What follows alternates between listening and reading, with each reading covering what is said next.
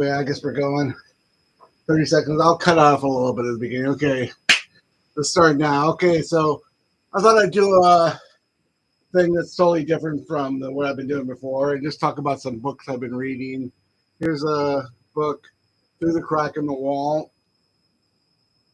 Through the Crack in the Wall. The Secret History of Josef. They were like a Scottish band in the early 80s, and Johnnie Johnstone. And I mean, back in the 70s, a lot of bands had to go to London to make it. They didn't have a big live scene in Scotland or even like records. They were the records that they started, like Postcard Records and Fast Records, were very small labels that started in England. They might have been like the first real good indie labels, but this is a good book because I've interviewed a few Scottish artists and stuff, and we've kind of like, it all kind of leads back to Josef K. They were kind of like a band that was kind of like somewhere between Joy Division and Echo and the Bunnymen, and anyway, so they're pretty good. That's a good book. I recommend that book. Okay, so, and then there's a new one from Simon Reynolds. Let's see, can't see this. Let's see. Whoa. Okay, I'll put it over here. Futuromania, Simon Reynolds. He's the author of Rip It Up and Start Again, Post-Punk, Retromania, Energy Flash. I've met him a few times. And this is kind of like his, this is a little bit like his, like a little bit like the Retromania book. It's kind of a collection of essays it's his first book in about 8 years. I wonder what he's up to. But I recommend this book too. And then we have the Too Much Too Young, the story of Two Tone.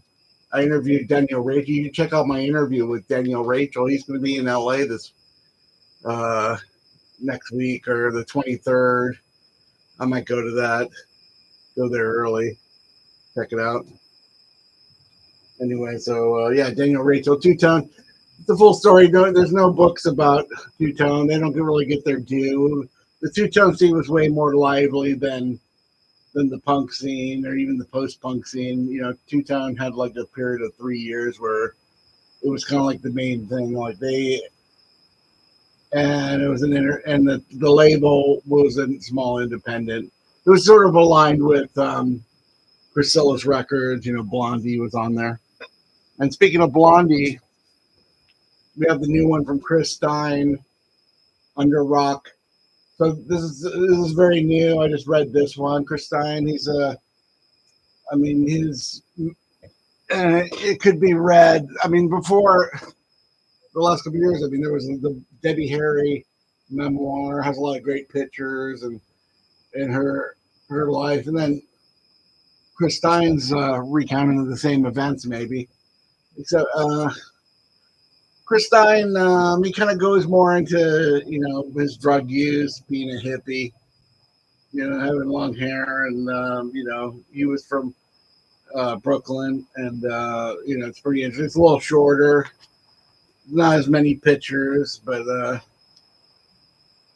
and he kind of tells it. And this was, before these two books, there was the Victor Bachriest book about Blondie, which I read.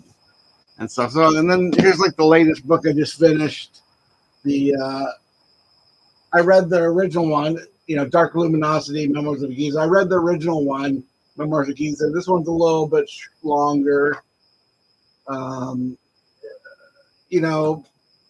Wobble's one of those guys. He's kind of like a modern day Zelig, because he was involved in punk rock and the early reggae scene, the early punk scene, post-punk, Public Image Limited, John Lydon, and then he's kind of part of the 80s and Island Records, and then had like situations with Peter Gabriel, Bill Laswell, and all these musicians. So, and he played on other people's records like Primal Scream and One Dove. He was like a big in-demand session guy, and he sold his original bass to Jesus and Mary Chain. So he has experiences with a lot of different people. He was nominated for a Mercury Prize many times, and You know, I definitely recommend this book because it's such and you know, I kind of feel like, I mean, those 5 books, you know, like pretty much cover. I mean, it's mostly like British stuff.